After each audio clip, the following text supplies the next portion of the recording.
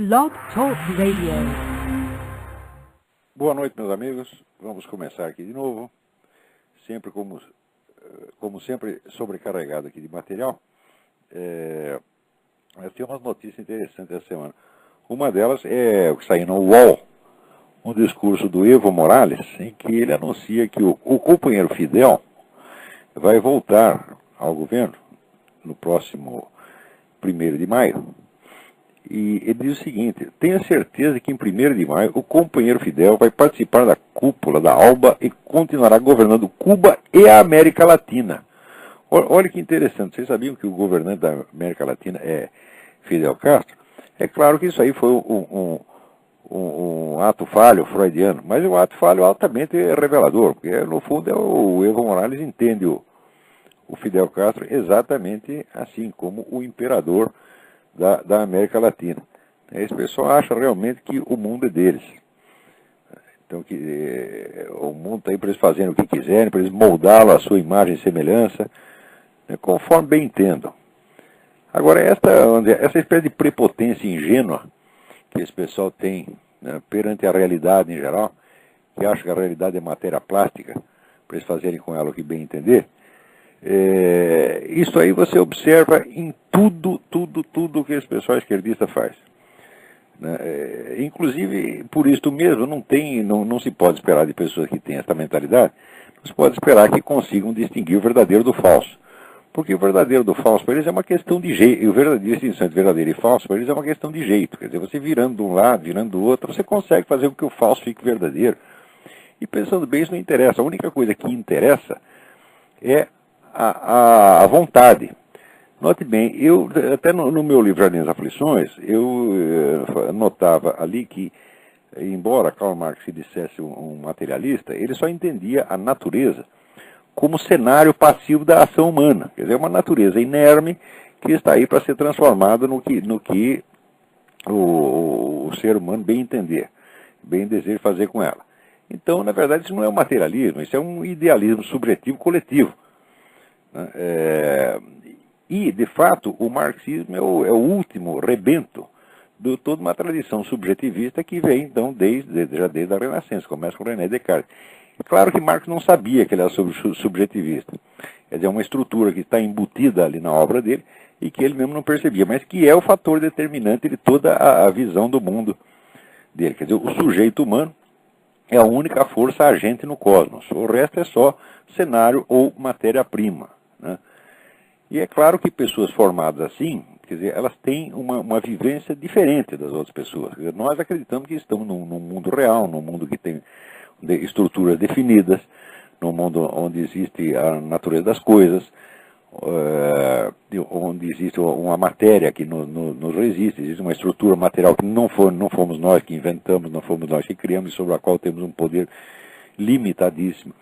Nós entendemos, por exemplo, que a ação humana, se tomada na sua totalidade ao longo dos milênios, ela mal chegou a arranhar um pedacinho da superfície de um planetinha muito pequeno. E todo o resto do cosmos está lá inabalável. Até esse negócio de aquecimento global é uma espécie de delírio de onipotência.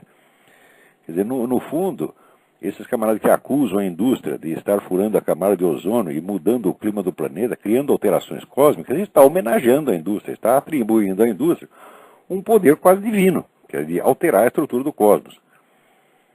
É evidente, vamos dizer, que uma só explosão de manchas solares afeta o conjunto do sistema solar mais do que tudo que o ser humano fez sobre a face da Terra, desde que ele existe aqui. Tá certo? Então, atribuir ao ser humano esse poder, ainda que para condená-lo, tá certo? Não deixa de ser uma homenagem, quase que uma divinização da indústria. Então, isso é uma espécie também, vamos dizer, de resíduo do delírio marxista, né, que via a indústria, a ação econômica humana, como o único fator efetivamente ativo no cosmos, né? Então, a última ponta, a última consequência, o último capítulo de um delírio subjetivo, do delírio da onipotência subjetivista, que começa ali na Renascença. Por causa disso mesmo é que esse pessoal não tem, vamos dizer, não tem a distinção de verdade e erro. Para eles, a verdade é apenas aquilo que é conveniente ao desejo deles, à vontade. É claro que é uma vontade coletiva. Às vezes a vontade coletiva organizada, como a vontade do partido, às vezes é uma vontade coletiva que está disseminada sobre vários grupos que se sentem afins e se sentem, de certo modo, irmanados por um ideal, entre aspas, né? Ideal que, na verdade, ninguém consegue definir, porque se você definir o ideal, você está comprometido com ele. Tá certo? Então, o ideal, o tal do socialismo, a sociedade justa do futuro, né, ela tem que permanecer totalmente indefinida, né? Porque assim, a sua conduta presente não pode ser medida e julgada em função desse ideal.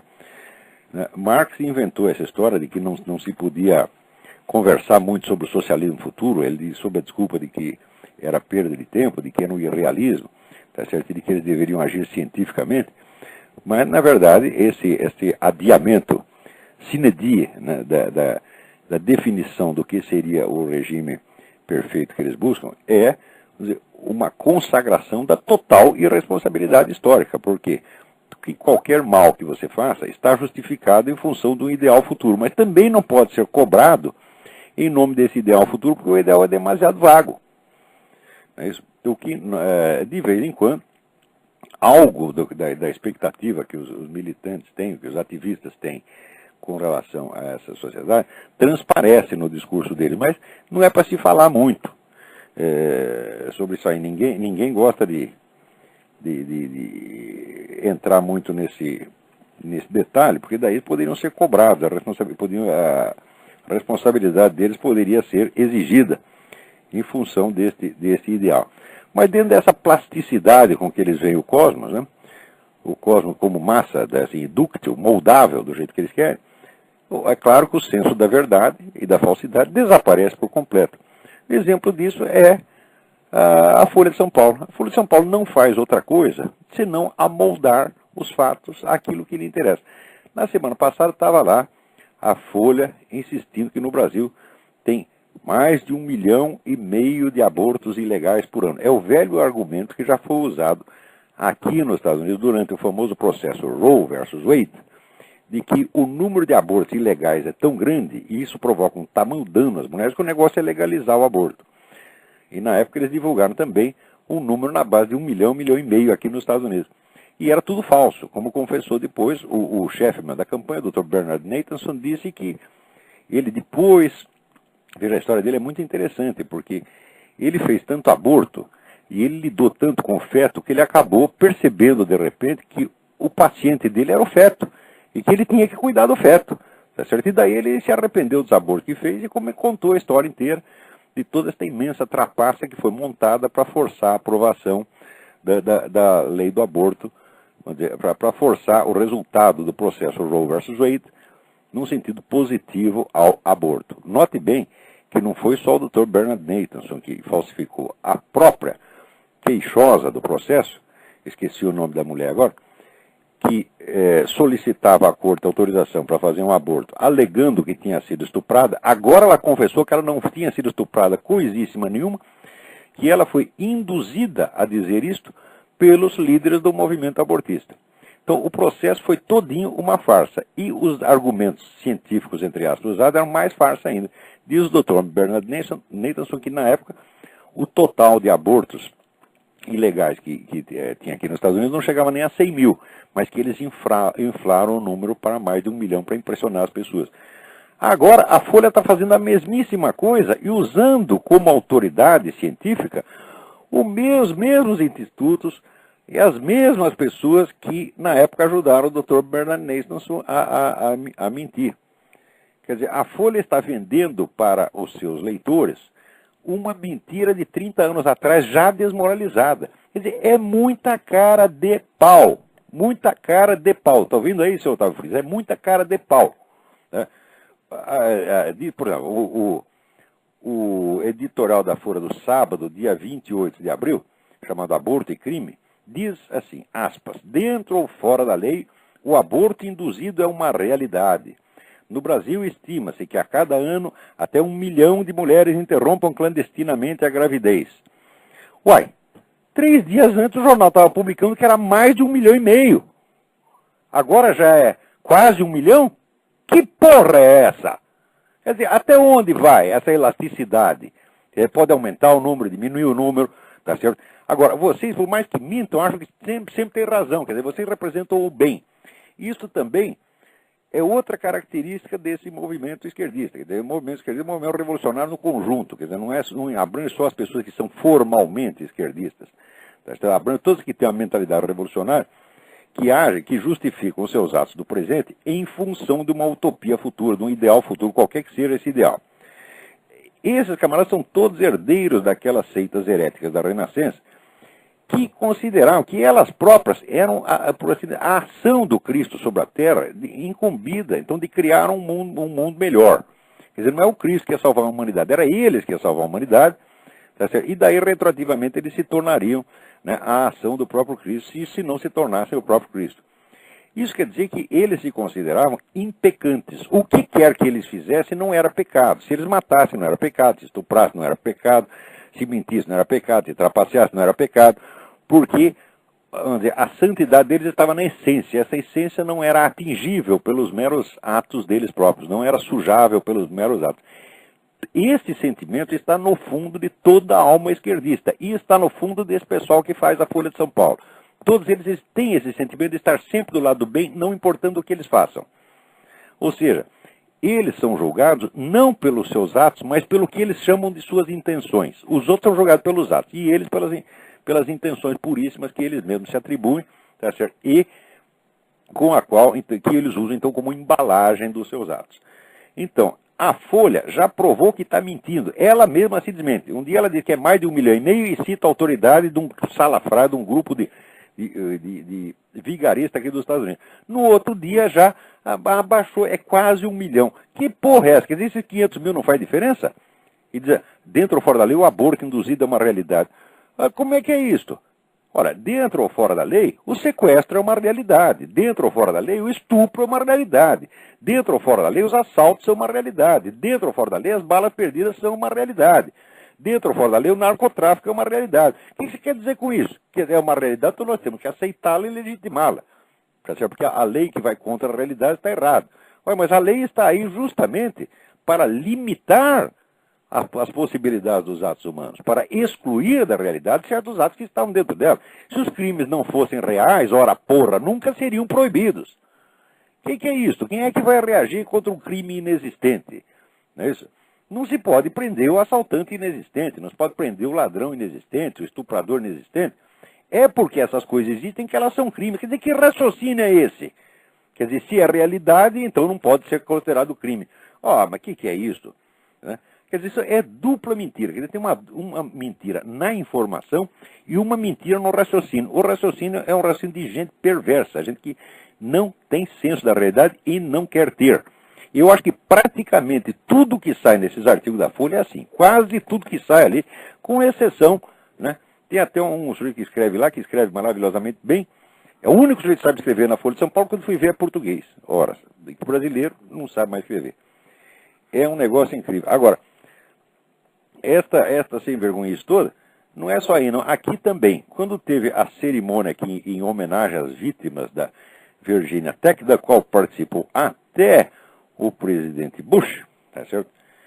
Aconteceram duas coisas extremamente irônicas. A primeira é que a oradora do negócio foi a mesma professora, eu até mencionei isso no artigo do Diário do Comércio, aquela mesma professora Nikki Giovanni, que meteu ideias racistas e assassinas na cabeça do coreano, o qual ela mesma sabia que era um desequilibrado, quer dizer, ela mesma não aguentava o cara. Agora, se vocês lerem os poemas dessa mulher, eles são mais assassinos até do que aquelas peças que o coreano escreveu. Depois, por ironia, esta mesma senhora, cujos pensamentos o coreano levou à prática, porque ela, nos poemas dela, ela incitava as pessoas a matar protestantes, judeus e brancos em geral, tá certo? Foi exatamente o que o menino tentou fazer, e queria matar a escola inteira. Essa mesma mulher foi escolhida, então, para homenagear as vítimas. E durante esta homenagem, né, a qual esteve lá até o presidente Bush e sua esposa, as autoridades religiosas presentes invocaram Alá, Buda, né, tudo que dizer, menos Jesus Cristo. Não se pode falar de Jesus Cristo.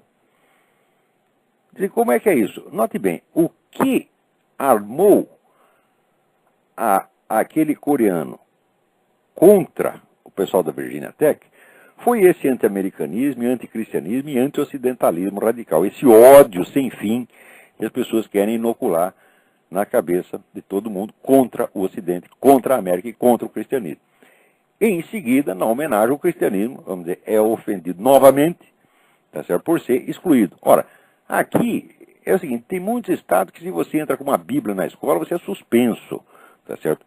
Que se o sujeito, por exemplo, um chefe do corpo de bombeiros faz um discurso e termina o discurso dizendo God bless you, ele perde o emprego, tá certo? Isso acontece.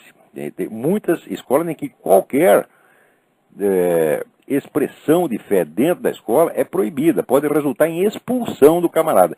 E, no entanto, no estado do Kansas, estão aqui fazendo, nos aeroportos, eles querem fazer pias para que os muçulmanos possam fazer as suas abluções. Porque o muçulmano, antes de fazer as 5 preces diárias, ele tem que lavar o rosto, lavar as mãos, lavar os pés. Quer dizer, é uma ablução ritual.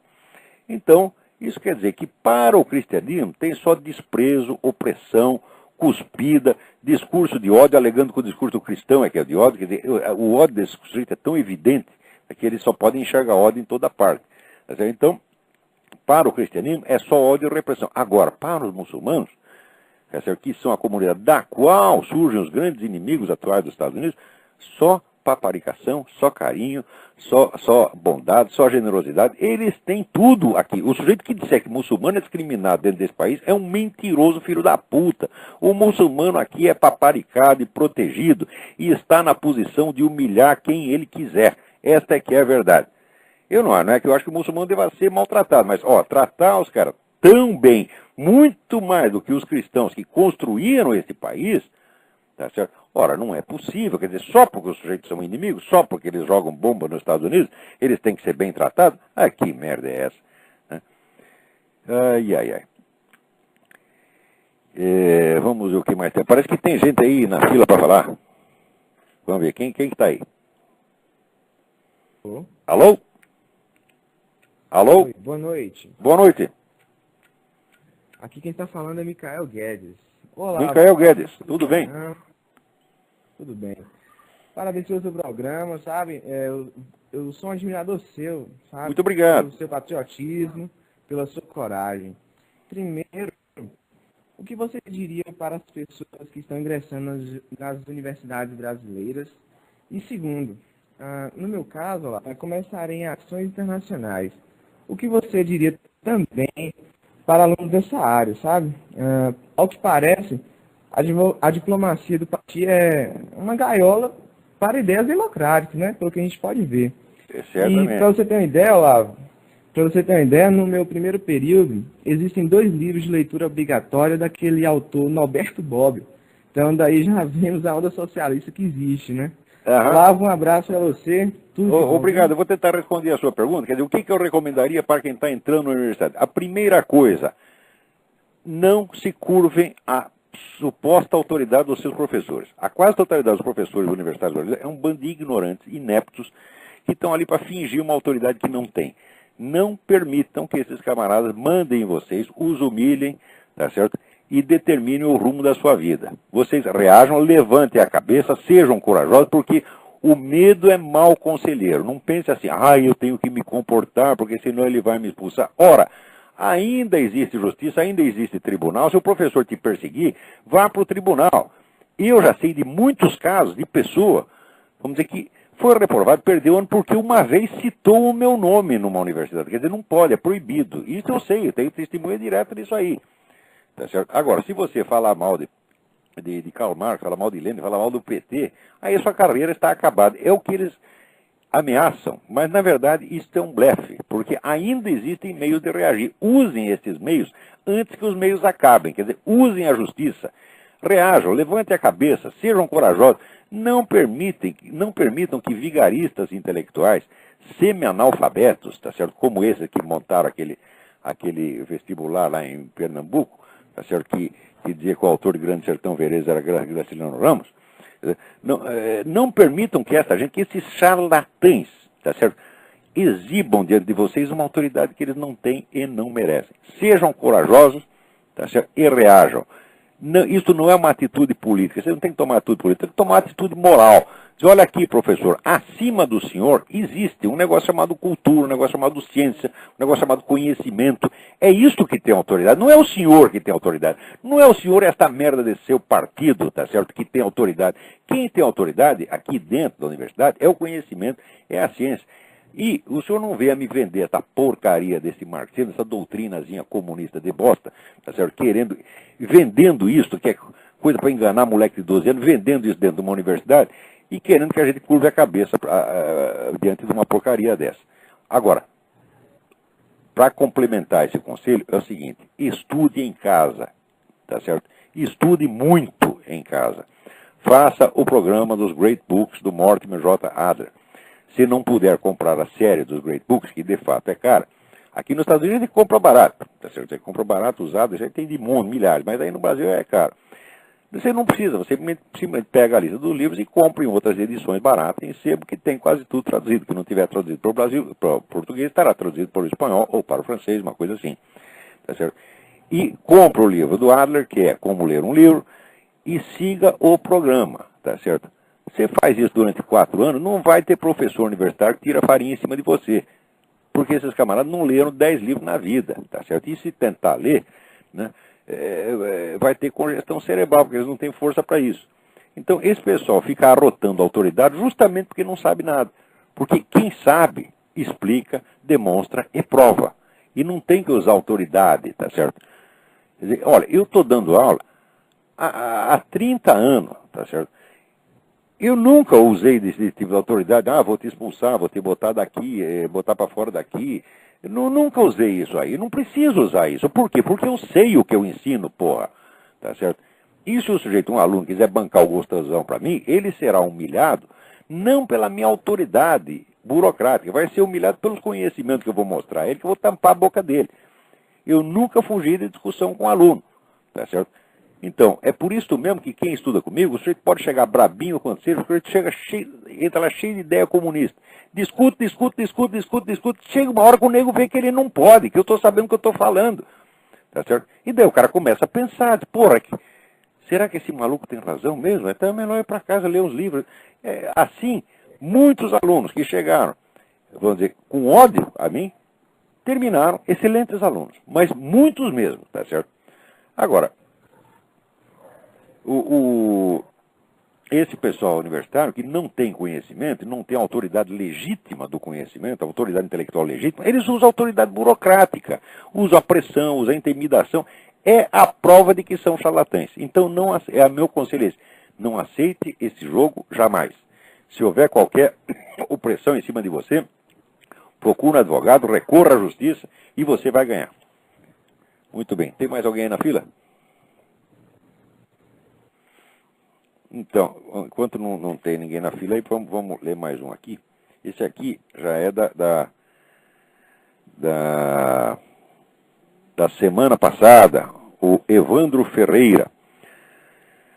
Me pergunta assim, recebi uma newsletter do site Chiesa, quer dizer igreja, em que se diz que a Igreja Católica, com a publicação de um artigo sobre Romano Amério no La Civiltà Católica, dá uma guinada em direção ao reconhecimento da importância do pensamento da corrente tradicionalista. O que você acha disso? É verdade mesmo ou estou exagerando? Romano Amério era mesmo um pensador tradicionalista legítimo? Ele, olha, existem várias correntes e grupos que reagiram diferentemente às mudanças do Concílio Vaticano II. Tá certo? Não há entre eles uma unidade. Tá certo? Então não sei como classificar o Romano Amério, mas que ele, vamos dizer, é um sujeito fiel à doutrina tradicional da igreja, sempre foi. Tá certo? Me parece um autor bastante honesto. Eu não sei se ele pertence a algum desses grupos tradicionalistas, Sociedade de São Pio X, acho que não pertence a nada. Mas assim, como representante da tradição católica, e que, vamos dizer, como uma voz autorizada a denunciar tudo o que ele denunciou do que se passou no Concílio Vaticano II, que ali não é uma questão de gosto, não é que o sujeito não gosta disso porque é tradicionalista, não, porque ali houve coisa errada mesmo, objetivamente errada, a começar pelo malfadado Pacto de Metz, em que a igreja se comprometeu, vamos dizer, secretamente, a não falar uma palavra contra o comunismo durante o concílio. Só isso já invalida o concílio inteiro. Você não pode vender a palavra da igreja aos comunistas em troca de nenhum favor. E o favor era ridículo, que era a participação de 5 bispos ortodoxos ali no concílio. Quer dizer, em troca de liberar 5 observadores, para participar como observadores, você vende a liberdade que a igreja tem de ensinar. Quer dizer, a igreja deixa de ser mãe e mestra só para que 5 bispos, que não somos nem católicos, posso lá assistir o negócio? Ora, porra, o que é isso? Isso é vender. Como tem ao mesmo tempo, já tinha o decreto de Pio XII, revalidado pelo próprio João XXIII, que punia com excomunhão automática qualquer católico que colaborasse com o regime comunista ou governo comunista. O cara que assinou isso, ele se auto-excomungou na mesma hora, que foi o cardeal Tisserand. E pior, ainda mentiu, disse que não tinha assinado nada. Quer dizer, quem divulgou isso depois foi o prefeito da cidade de Metz, que deu uma entrevista dizendo, não, os caras estiveram aqui, teve o pessoal do Vaticano e teve o pessoal do governo russo e do governo soviético que assinaram aqui o negócio.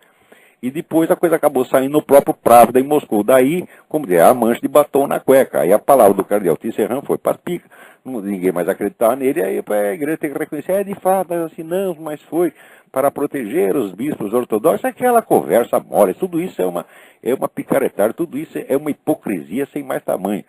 Quer dizer, o concílio foi vendido para o governo comunista, tá certo? Porque a omissão da igreja com relação ao comunismo, o silêncio criminoso da igreja, todo mundo fala do silêncio da igreja com relação ao nazismo, silêncio que não houve, porque Pio XII botou a boca no trombone. Hoje existem, estão à disposição dos pesquisadores, as gravações do programa de rádio que Pio XII fez. Na época que ninguém falava contra o Hitler, estava todo mundo abanando o rabinho por Hitler, o Pio XII era o único que falava. E ainda o pessoal acusa de não ter falado nada. Agora, com relação ao comunismo, não, desde o Concílio Vaticano II baixou uma cortina de silêncio, onde tudo aquilo que aconteceu na Indochina, com esses comunistas matando 3 ou 4 milhões de civis, quer dizer, é o mínimo de 3, é de 3 para mais. Isso não é estatística da Folha de São Paulo, não, isso é contado, pesado, medido. Quer dizer, até 3 milhões de certeza, mas pode ter mais. O mais é que nós não sabemos. Quando aquele pessoal do Pol Pot, o pessoal invadiu ali, tomou o Vietnã do Norte, invadiu o Vietnã do Sul, ainda deu reforço para as tropas comunistas para tomar o Camboja, e houve esse genocídio monstruoso, a igreja não disse um tostão, porque ela estava comprometidinha a ficar quieta. Ora, meu Deus do céu, como é que vocês querem, os senhores do Vaticano, senhores cardeais, como é que vocês querem que as pessoas acreditem que vocês representam a autoridade do Cristo na Terra se vocês fazem uma coisa desta? Enquanto não pedir desculpa para isso, nós não podemos acreditar em vocês. Eu não sou um senhor de Caprum, tenho capacidade, não conheço Código de Direito Canônico suficiente para entrar nessas questões de se o mandato do Papa é legítimo, se as decisões do Concílio, mesmo estando inspiradas pelo demônio, tem valor. Não sei, eu não entendo disso. Mas que a coisa toda está errada, está errada. Né? E o Romano Amério, ele vem, vamos dizer, divulgando isso faz bastante tempo. Né? E é claro que ele era odiado lá no Vaticano. E se agora decidiram escrever a respeito dele, quer dizer, decidiram romper a cortina de silêncio, ainda que discretamente, meio hipocritamente, como a Folha de São Paulo. Porque a Folha de São Paulo, assim, ela imprime 3.000 páginas de pró-esquerdismo, pró-abortismo, né, pró-lei da mordaça gay, e depois ela chama um sujeito para escrever 20 linhas contra. E diz, está vendo como nós somos democráticos? O Vaticano também fez a mesma coisa. O Vaticano perseguiu, excomungou, estrangulou e silenciou a voz dos conservadores, quer dizer, daqueles que permaneceram fiéis à igreja de 2000 anos. Ela silenciou toda essa gente e depois publica lá um artiguinho sobre o Romano Amério. Ora, a mim não me convence. Isso aí é claro que diz que a hipocrisia é uma homenagem que o vício presta à virtude. Quer dizer, se o Vaticano foi hipócrita o suficiente para falar alguma coisa do Romano Amério, depois de ter feito silêncio durante tantos anos, isso pelo menos é um reconhecimento. É como dizer, olha, nós somos hipócritas, quer dizer, nós não temos a coragem de mentir até o fim, nós queremos fingir que aceitamos um pouquinho da verdade. Olha, esse negócio, toda essa conduta desse pessoal do Vaticano, desde o Concílio Vaticano II, não tem desculpa. Eu não sei, vamos dizer, qual a atitude teológica que vamos tomar diante disso. Eu não sei e nem me cabe saber. Né? Quer dizer, como que isso deve repercutir na alma do fiel, o que o sujeito deve fazer. Quer dizer, quando ele percebe que toda a cúpula da igreja, toda vendida, o que ele faz? Eu também não sei o que fazer. Tá certo? Eu me lembrei o seguinte, eu me lembrei que quando eu era pequeno, a minha mãe tinha um missal, de um autor chamado Golfinet, e esse missal era muito usado, tinha sido muito usado na Europa, em séculos passados, em regiões muito pobres, onde não havia igreja. Então, quando chegava no domingo, o que o nego fazia? Ele reunia a família e ele lia a missa do dia, tá certo? E era como se tivesse ido à igreja. Então, nós estamos mais ou menos nessa situação, né? Nós não saímos da igreja, a igreja saiu de nós, eles desapareceram, não dá para confiar em ninguém. O que você faz? Você continua rezando como se a igreja estivesse longe demais, você não pode ir lá, não, você continua católico, continua fiel, né? Mas você não pode ser fiel católico sem a hierarquia. Mas cadê a hierarquia, pô? Esse Dom Paulo Evaristo tem hierarquia? Esse Dom Pedro Casaldali tem hierarquia? Os caras que fizeram toda essa sujeira no Concílio Vaticano II são hierarquia? Não dá para confiar. Então a gente, para não ter que ficar brigando com eles, não ter que ficar cuspindo na cara de gente, faz de conta que não existe. Diz, olha, nós moramos aqui no deserto, a igreja fica muito longe, então a gente reza aqui do nosso jeito, tá bom? É o que está dando para fazer. Quer dizer, é uma espécie de, como é que diz, de protestantismo às avessas, né? Quer dizer, o protestantismo saiu da igreja. Nós não, nós somos obrigados a ficar sozinhos, porque não tem clero. Pelo menos no Brasil não tem clero. A igreja do Brasil está praticamente toda vendida. Só tem teólogo da libertação e o que é pior, o nego que não é teólogo da libertação, mas é puxa-saco dela. Muito bem. Espero que isso tenha respondido aí a sua pergunta. Agora tem aqui uma pergunta muito complexa da Cristina Fontenelle. Tenho notado que, apesar do mundo estar caminhando para a realização do megalômano sonho da grande pátria universal, ONU, banqueiros, uniões continentais, tribunais mundiais, religião ecológica e partidária, etc., há uma nova corrente que me parece partida de dentro dos Estados Unidos, talvez uma ruptura entre os grandes senhores do mundo, pretendendo resgatar a ocidentalidade, principalmente nas dissidências, a resistência democrática da ex-União Soviética, da Índia e da América do Sul. Acho isso por causa da força que tem sido dada a correntes de pensamento antiglobalistas dentro dos Estados Unidos.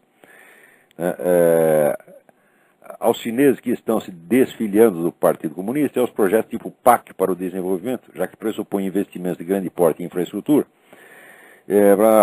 Olha, Cristina, eu acho que isso aí existe. Eu não sei se isso é uma corrente definida, organizada, não consigo traçar exatamente o limite, mas essa tendência, ela já existia antes e ela continua existindo agora. Eu também não sei se todos os fenômenos que você associa a essa corrente estão realmente associados a ela. Mas que existe, vamos dizer, por um lado existe uma resistência a esse globalismo galopante, desses malucos Rockefeller, etc., que são desses utopistas que acham que sabem tudo e querem construir um mundo planejado. Daqui a pouco eu vou voltar a esse assunto de mundo planejado. Existe muita resistência a isso dentro dos Estados Unidos e dentro, vamos dizer, da classe dominante aqui, tá, né? Tem gente que gosta, tem gente que não gosta. Agora, pode ser que uma parte dos próprios globalistas tenham percebido já os riscos disso e tentado garantir pelo menos os Estados Unidos, né?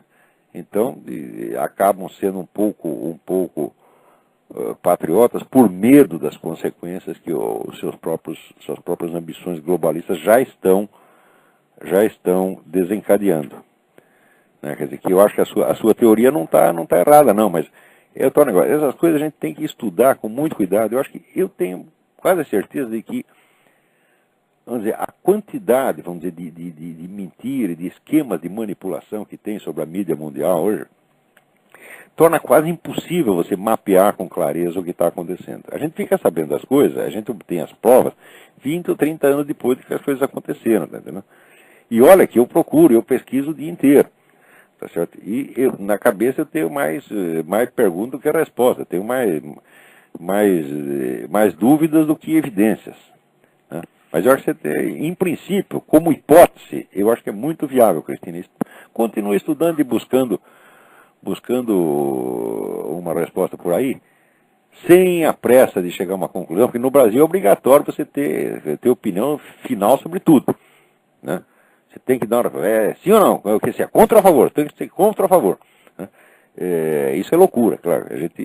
Primeiro a gente tem que proceder, vamos dizer, como um juiz honesto. O juiz honesto, ele não sentencia antes de ter lido todos os autos, obtido todas as provas, examinado com muita ponderação tudo de todos os lados. Então, essa coisa aí, saber o que está acontecendo nesse esquema globalista é extremamente difícil, tá certo? Não porque a coisa seja muito secreta, mas porque há um excesso de material contraditório. Muito bem. Agora, aí no Brasil, o bonito é estas senhoras, tá certo, que se ofendeu porque diz que as mulheres se tornaram muito vulgares, ordinárias e cheias de silicone. Ora, são algumas toneladas de silicone, realmente. Ora, se não existisse isso, a indústria do silicone não teria prosperado tanto. Ou será que essas senhoras, essas deputadas que estão ofendidas com o Clodovil, querem me enganar que somente os travestis usam silicone e que elas não usam jamais? Ora, o que é isso, dona? As senhoras são vaidosas mesmo. Quer dizer, o sentido da palavra ordinário não sei exatamente o sentido que o Clodovil quis dar, tá certo? Mas se dizer que são vulgares, vaidosos, ocas, cabeça oca e cheia de silicone, eu acho que pelo menos de uma certa classe social para cima são assim mesmo, quem é que não sabe?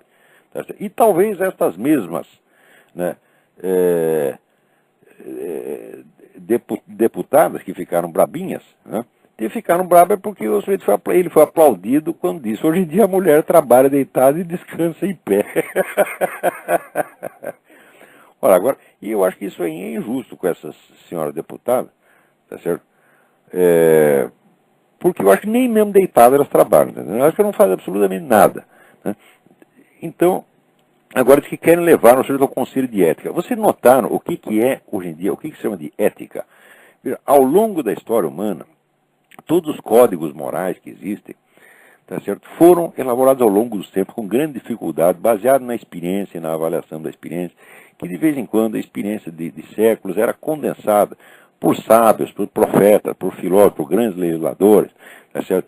Então, era um Solo, um Platão, um Moisés, eram pessoas deste nível, quer dizer, pessoas seres humanos da mais alta qualidade que já existiu, eram estes que condensavam, não é que eles ditavam como queriam, não, eles condensavam a experiência coletiva, tá certo? E aquilo que tinham, vamos dizer, absorvido da sua vida espiritual, e transformava aquilo em normas morais. É assim que se faz. Agora, hoje em dia, como é que se produzem normas morais? Normas morais significa um grupo de interesse. Aparece um grupo de interesse com dinheiro, compra todo mundo, corrompe todo mundo e diz assim: é proibido falar mal de mim. Isto aqui, nós somos o certo e vocês não podem falar mal de nós. Isto é a moral hoje em dia. Então essas senhoras são como o pessoal do movimento gay. Eles querem proibir que fale mal delas. Olha aqui, dona, eu vou falar mal de vocês quanto quiser, e acho que o Clodovil está muito certo. Tá certo? E se por acaso vocês forem proibir o Clodovil e ele for censurado ou condenado no Conselho de Ética, é porque ele é um homem honesto, sincero demais para estar no meio de vocês, porque todo mundo sabe o que é o Congresso em Brasília. O nosso presidente atual diz que aí tem pelo menos 300 picaretas, e eu acho que vocês estão entre elas. Essas que estão perseguindo o Clodovil estão entre elas, porque 300 picaretas é muita coisa, tá certo? Eu até na época disse 300 não, 301, porque ele tem que incluir ele próprio, tá certo? Mas ele jamais pediu desculpa de dizer que tem 300 picaretas. Olha, se pode dizer que dentro de vocês tem 300 picaretas, tá certo? Por que não pode dizer que tem umas mulheres vulgares ordinárias cheias de silicone? Ora, porra! Agora, esse negócio de fazer esse ofendidinho, isso é chantagem. É chantagem, porque você vê, o que é indignação? Indignação é você sentir que você foi tratado abaixo da sua dignidade. Não é isso? Ora, a indignação verdadeira e sincera, ela tende a se recolher a um silêncio rancoroso. Por quê? Porque a indignação é um sentimento que mistura a raiva com a humilhação. O nego se sente humilhado, ele, vamos dizer, tende a ficar quieto. Esse tipo de indignação que sai toda hora berrando e dizendo: fui ofendido, fui insultado, pisaram na minha honra. Isso aí é sempre fingimento. É sempre fingimento. O sujeito que está indignado realmente, ele fala com sobriedade. Quando fala, porque em geral fica quieto, quando fala com sobriedade e fala com tristeza. Se sai berrando e ostentando, mostrando lá a sua dor, a sua chaga, é fingimento, isso é coisa de picareta, isso é coisa de hipócrita. Isso aí é pro nego, vamos dizer, pro nego fazer os outros acreditarem que ele tem uma grande, altíssima dignidade. Quer dizer, ele quer que você meça a dignidade dele, tá certo? Pelo tamanho da revolta que ele tem quando esta dignidade foi supostamente insultada. Quer dizer, o sujeito está prestando uma homenagem a si mesmo e, em geral, quer tirar algum proveito político, financeiro ou pelo menos psicológico dessa afetação. Quer dizer, a indignação pública, pelo fato de ela ser pública, tá certo? Ela depõe contra a pessoa do indignado, meu Deus do céu. O que é isso, porra? Olha, eu, por exemplo, se eu fosse ficar indignado e sair berrando cada vez que falar mal de mim, tá certo? Se eu fosse, por exemplo, processar, se houvesse um conselho de ética para eu reclamar, se fosse processar todos os negros que me ofenderam, que me insultaram, que inventaram história minha, eu estaria milionário, milionário. Por quê? Porque são milhares e milhares de pessoas que inventaram coisa contra mim. Pensa que eu gosto, eu não gosto não, mas eu não vou ficar aí dando show de indignação, fazendo de conta, fui humilhado, fui insultado, não aguento mais, estou passando mal. Ora, porra, o que eu faço? Quando o nego me insulta, eu insulto de volta, se possível em dobro. E pronto, não fico indignado merda nenhuma, porra. Não saio aí exibindo um falso sentimento de humilhação, como essa gente faz. Estas donas, o que elas estão fazendo é isso, elas estão fazendo de conta que se sentiram muitíssimo de que o Clodovil as ofendeu. Ora, elas estão loucas para se sentir ofendidas por qualquer coisa, tá certo? Para poder, através da encenação de indignação, fazer de conta que são pessoas de elevada moralidade. Porque acho que o povo é bobo e acho que o povo vai acreditar, só porque viu a pessoa berrando, né, contra o mal, vai acreditar que aquela pessoa é boa. O povo não é tonto a esse ponto, meu Deus. Vocês então, são os únicos que estão se enganando assim mesmo. Se perguntar para o povo, o que vocês acham de política, o que vocês acham de deputado? O pessoal vai falar muito pior, mas muito pior do que falou o Clodovil. Essa é a opinião do povo brasileiro a seu respeito, viu, donas? Muito bem. Agora, aqui nos Estados Unidos estão passando a lei HR 1592, que é igualzinha a essa que estão fazendo no Brasil, que não pode mais falar mal de gay. Olha só que coisa. O curioso é o seguinte, o curioso é que a 14ª emenda da Constituição americana garante proteção igual sob a lei para todos os cidadãos. Tá certo? Ora, que cidadão americano que está protegido contra falar mal dele? Ninguém. Você se é protestante, se é judeu, se é católico, se é ateu, né? Homem, mulher, criança, você pode falar mal, militar, padre, engenheiro, senador, pode falar mal de todo mundo. Agora, por que não pode falar mal do raio do gay? Quer dizer, a proteção sob a lei já não será igual para todos. Será igual para todos, porém será mais igual para quem for viado ou lésbica. O que é isso, porra? Olha, eu nunca abri minha boca para falar mal de alguém por a pessoa ser viado ou lésbica. Mas por vocês inventarem essa coisa, isto sim é que é viadagem. Tudo que vocês fizeram na cama não é viadagem comparado com isso. Esta lei é o suprassumo da viadagem. Esta lei é iníqua, ela é imoral. O sujeito que teve essa ideia, tá certo? Devia ser cuspido para praça pública. Por quê? Porque é uma pretensão demencial. Achar que pelo fato de você gostar de fazer certas coisas na cama, você se torna melhor que os outros, ao ponto de a lei te dar uma proteção especial que é negada aos demais cidadãos. Isso não é a ideia que se tenha, isso não é para querer isso, nem em pensamento. Se eu tivesse uma ideia idiota dessa, eu ia esconder, eu não ia contar para ninguém. Agora vocês ficam alardeando isso e ainda querem que a gente respeite. Ora, porra! Esse negócio está ficando, vocês estão ficando cada vez mais ridículos. A da esquerda está cada vez mais ridículo na sua pretensão. Mas é um ridículo trágico, porque isso aí tem efeitos reais sobre as pessoas. É uma imensa piada, só que os personagens da piada somos nós. Espera, tem alguém na linha. Vamos ver quem está na linha. Quem está na linha? Aqui quem fala é Raquel. Oi, Raquel, tudo bom?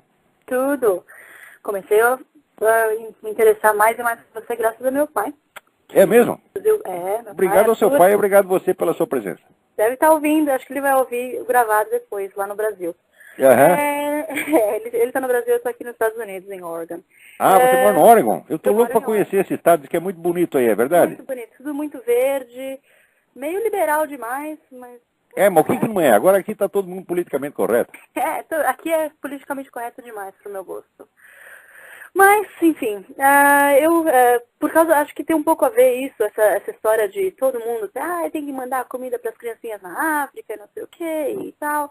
Não sei se você conhece o conceito da agricultura totalitária que introduzida, eu fiquei sabendo através de um livro chamado Ishmael, de um autor chamado Daniel Quinn, Não estou sabendo disso, mas eu vou anotar aqui e vou atrás. Anota aí, o sobrenome dele é Q-U-I-N-N,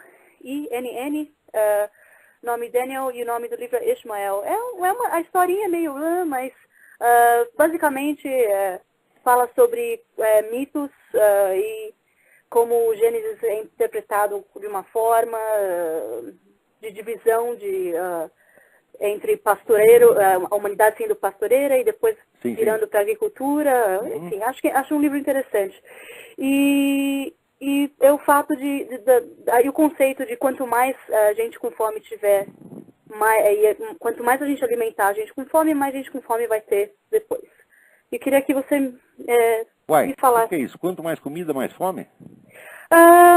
O faminto, que é um conceito meio assim, quanto mais gente com fome você alimenta, essas pessoas procriam e tem mais gente faminta mais pra frente. Basicamente, num resumo é isso. Mas parece, eu não sei, eu não conheço o livro, mas parece um pouco essa coisa do CFR, essa mania de que não adianta produzir mais comida, você tem que produzir menos gente, é o raciocínio deles.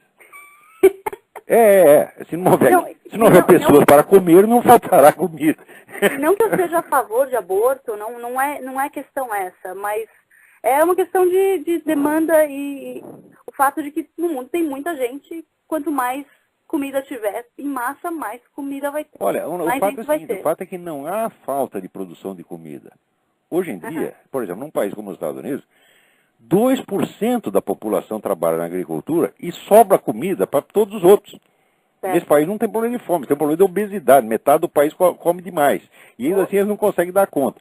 Mas aí, negócio de ajuda ao exterior, a ajuda que os Estados Unidos manda para os países do terceiro mundo é monstruosa. É monstruosa. Sem contar a ajuda que o governo, estou dizendo só os particulares. Eu não lembro o número exato agora, mas é uma coisa, é mais do que o Brasil produz num ano. É o que os americanos mandam para os países pobres, em comida, dinheiro, remédio, etc, etc. Este país ainda tem, mas apesar de todo esse negócio politicamente correto, esse país ainda tem um senso cristão do amor ao próximo, que é uma coisa que no Brasil você não vê mais. No Brasil as pessoas não têm raiva umas das outras. Agora eu aqui que moro no interior da Virgínia, eu sinto que as pessoas têm uma certa delicadeza, elas se preocupam com os outros. Logo que nós chegamos aqui, vê um monte de vizinho tentando ajudar a gente, pessoa que a gente nunca tinha visto. Todo mundo, um oferecia para levar as crianças para a escola, outro trazia uma frutinha, outro vinha só fazer uma visita. O pessoal é delicado mesmo, tá, né? E no Brasil tinha isso 50 anos atrás, agora não tem mais.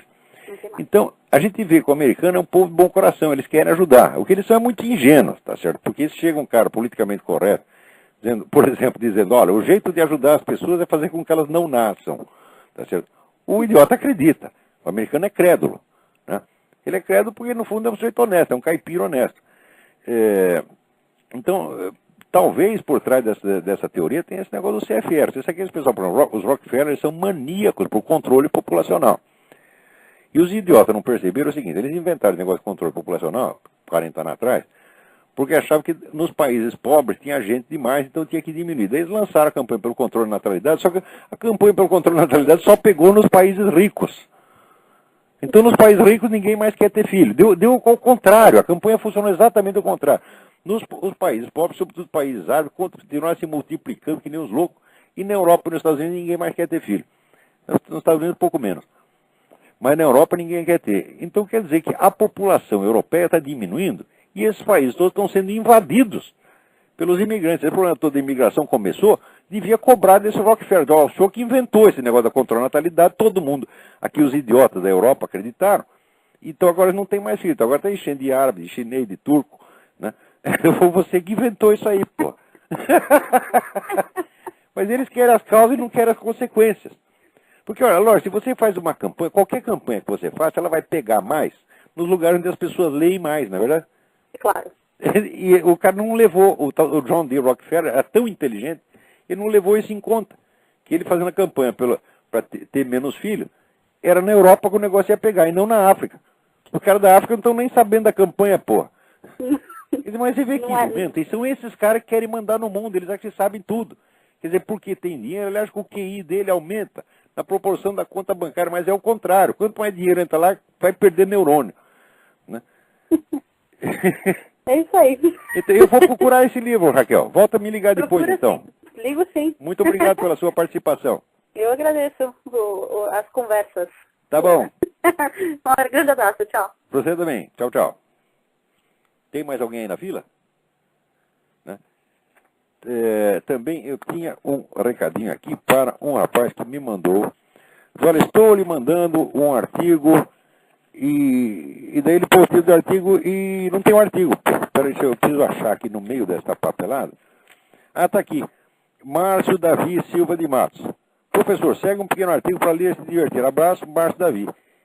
Embaixo tem a identificação dele, o telefone dele, mas não tem um artigo. Então, por favor, Márcio, me manda esse artigo de novo. Tá certo? Eu prometo que eu vou ler com toda atenção. Agora aqui mais um comentáriozinho. Ailton Flores pergunta: cara, senhor Olavo, li sua matéria sobre os sitting ducks, os alunos da escola pública, e não entendi uma coisa sobre o raciocínio. Segundo o senhor, o fato dos professores estarem desarmados facilitou o trabalho do maluco. Apesar de não possuir armas, não acredito em desarmamento como solução do problema da criminalidade. Não as possuo porque sei que seria capaz de usar uma delas para dar fim a muita gente que me incomoda. Eu jamais faria isso. Eu sempre tive armas. Eu vou contar uma coisa. Eu ganhei a minha primeira espingarda quando eu tinha 8 anos. 8 anos de idade, tá certo? A gente saía para caçar. Ainda fiquei com o inveja do meu irmão, porque eu ganhei uma espingarda de um tiro só e ele ganhou a espingarda de repetição. Quer dizer que ele era mais evoluído. Achavam que ele era mais evoluído do que eu. Devia ser mesmo, porque eu era um perfeito idiota. Mas ganhei com 8 anos. Não matei ninguém, matei umas cobras, que eu saiba. Nunca me passou pela cabeça atirar em nenhum ser humano. A única vez que me passou foi quando entrou 4 negros armados na minha casa. Daí eu pensei, vou atirar nos 4. Mas não foi preciso atirar em nenhum, porque o primeiro tiro que eu dei simplesmente pro ar, os 4 estão correndo até hoje. Daí avisou a polícia levou apenas 1h30 para chegar no lugar. Se eu não tivesse armado, estaria morto. Foi a única vez que eu pensei em atirar em alguém. Mas nem foi preciso. Foi só nesse momento. Nunca me passou pela cabeça esse impulso. Se você sente essa ideia, você tira isso da cabeça. Né? Diga para você mesmo, assim, perante sua consciência, perante Deus, eu nunca matarei ninguém. Só matarei em defesa própria. Por mais que eu odeie uma pessoa, se eu odeio o nego, eu falo mal dele, eu vou lá dar um pé na bunda dele, mas atirar na pessoa, jamais. Mas vamos continuando. Ele acha assim que o fato de qualquer um aqui poder comprar arma tem algo a ver com isso. Não tem. Pelo seguinte, você vê, a proporção de pessoas que têm arma aqui é a seguinte: metade do país tem arma. Metade dos Estados Unidos é a população do Brasil. São 150 milhões de pessoas. 150 milhões de americanos têm armas e, em geral, não tem uma só. Tá certo? Tem pelo menos um revólver, uma espingarda. O número de pessoas que tem várias armas para caçar, por exemplo, aqui na Virgínia, é monstruoso. Este é o comércio de armas. No meio disso, tem um ou outro maluco que também compra. Agora, se não comprasse no comércio ilegal, se ele quer matar, ele vai no comércio ilegal exatamente como no Brasil. No Brasil, a coisa é muito mais difícil comprar arma do que aqui, porque aqui você vai na esquina e compra, tá certo? E não precisa de licença, não precisa nada, até para não dizer que não precisa de licença. Chega na loja e pergunta assim: o que precisa para ter uma arma? Precisa ter uma licença de caça. Daí você pergunta: onde é que tira a licença de caça? Deus diz: é aqui mesmo. E já te dá a sua licença de caça e você sai daí com a arma e mais a licença de caça. Quer dizer, é tudo facilitado para você ter arma. Por quê? Porque eles confiam no cidadão. Eles não acham, que nem no Brasil, assim, no Brasil o governo acha que é uma população de criminosos, que os únicos santinhos são os caras do governo, quando nós sabemos que é exatamente o contrário. É uma população de gente muito boa. O brasileiro é um povo muito bom, tá certo? E governado por um bando de filho da puta, tá certo? Criminoso, associado com narcotraficante, associado com assassino, tá certo? E tem um monte de gente lá que tem assassinato nas costas, tá certo? Tem muito ministro lá que tem assassinato nas costas. Todos nós sabemos quem são. Então, agora, aqui nos Estados Unidos ainda tem a tradição de que o governo é do povo, não é o povo que é do governo. Quer dizer, não é o governo que tem que determinar se o povo é confiável ou não. O povo é que tem que determinar se o governo é confiável. Então, se o povo não pode ter armas, o governo também não pode, porra. Que absurdo é este? Quer dizer, um povo que não é capaz de cuidar de si, de ter a sua arma e de usá-la bem, usá-la com sabedoria, não pode ter um governo que presta. Agora você vai dizer que deste povo, se o povo fosse assim, um bando de assassinos, ia sair dali um governo bom que ia retroativamente controlar o povo para que ele não fizesse o mal. Isso aí é o Barão de Munchausen se puxando para fora da água pelo cabelo. Isso é um raciocínio impossível, porra. Agora, é claro que existe a margem de erro, só que a margem de erro aqui é muito menor do que no Brasil. Com toda a liberdade que tem de possuir arma aqui, e com o dobro da população brasileira, aqui não chega a ter 1/5 dos crimes violentos que tem no Brasil. Com outra diferença é a seguinte, aqui os crimes violentos são punidos, a polícia vai atrás, pega os negros, manda para a cadeia, tá certo? E eles ficam lá 20, 30 anos, isto quando não vai para a cadeia elétrica. Quer dizer, aqui, de fato, o crime não compensa. Agora, no Brasil, compensa, tá certo? Então, o fato de poder comprar arma não tem nada a ver com isso, é o contrário. Agora, se todo mundo tem arma, se todo mundo pode ter arma, tá certo? O homem honesto pode ter e o bandido pode ter, por quê? Porque ninguém nasce com o rótulo de bandido na testa, tá certo? Até que o sujeito faça um crime, não se sabe que ele é um criminoso. Mas se ele faz, vamos dizer, o primeiro crime, então daí não é que ele não pode mais ter arma. Não, a vida inteira dele é controlada. Aqui, por exemplo, tem o site da Polícia de Virgínia, você clica lá o site, eles te dão nome, endereço, fotografia de todos os bandidos que moram na região. Você quer saber, cadê o estuprador de criancinha, molestador de criança? E tem uma ficha aqui no computador, todos os molestadores de criança, que eu sei onde mora e sei a cara do sujeito. Se eu ver na rua, né, até passei aqui para as meninas, ó, se você vê esse cara aí, sai correndo, né? Quer dizer, o sujeito está manjado, está fichado. E, de certo modo, até onde é possível, o crime está sob controle, embora seja um país imenso e dificílimo de controlar. O pessoal diz, não, na Suíça tem menos crime. Fala, claro, mas o Suíça é uma titica de galinha. E, aliás, todos os suíços estão armados. O suíço faz serviço militar, leva o fuzil e as balas para casa.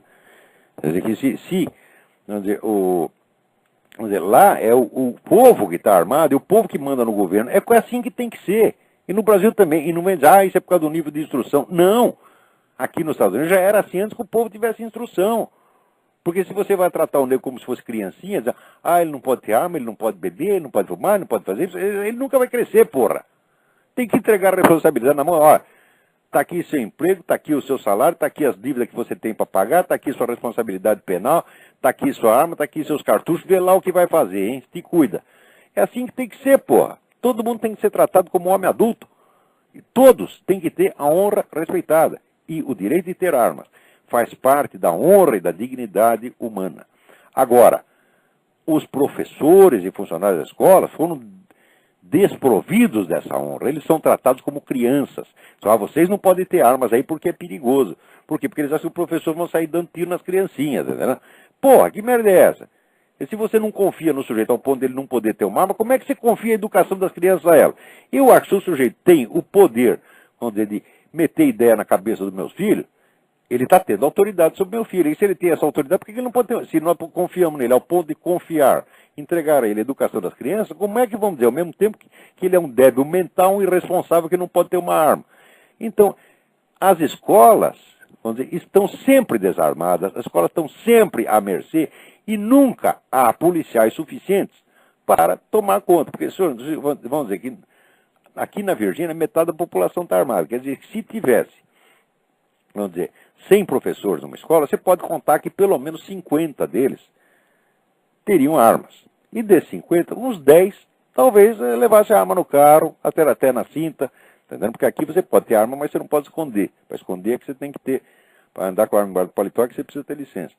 Então podia ter ali uns 5 que tivessem licença, seria suficiente para meter uma bala na cuca desse coreano maluco e acabar com a coisa logo no começo. Quer dizer, no primeiro ou segundo que ele matasse, já acabava a conversa. Quer dizer, é o direito natural de legítima defesa que todos têm que ter e as escolas também têm que ter. Agora, se o Estado inteiro tem esse direito, quer dizer, você sabe que se você entrar na casa de qualquer virginiano, porque aqui o território é sagrado. O crime de trespassing, quer dizer, você entrar, invadir, sem a permissão do cara, o sujeito cruzar o seu portão sem a sua permissão já é crime. Tá certo? Então, todo o Estado tem o direito de se defender contra o trespassing, mas as escolas não. Quer dizer, como é que é isso? Isso é um tratamento desigual. E os criminosos estão tirando proveito desse tratamento desigual porque sabem que as escolas estão indefesas. Sabe que nunca vai haver. Vamos dizer, para você tomar conta através da polícia, tomar conta de todas essas escolas, você precisa ter praticamente tantos, lá dentro, quase tantos policiais quanto funcionários. Quer dizer, quantos policiais você precisa para tomar conta de escolas que tem 4 mil, 5 mil, 20 mil alunos? Não é com 10 policiais que você vai resolver esse problema.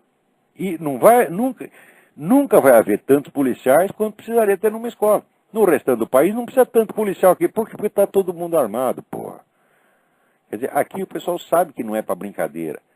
Sabe que a propriedade particular é inviolável e sabe que o dono da propriedade está armado. Então você... E não é a propriedade do rico, quer dizer, é qualquer propriedade. Aqui a gente mora num bairro humilde. Todo mundo tem as casinhas de madeira, são tudo bonitinho, bem construído, mas é coisa de gente humilde. Gente que ganha um salário modesto, mas que dá para viver perfeitamente bem. E sempre sobra um dinheirinho, uns 200, 300 dólares, para poder comprar um revólver. Isso é para proteger sua família. Então, aqui o ladrão tem medo de entrar em qualquer casa. Agora, no lugar onde ele sabe que tem um bando de idiota desarmado, ali é uma maravilha. Né? Então, bom, acabou o nosso tempo. Acho que hoje não dá mais nada. Então, muito obrigado a todos. Até a semana que vem.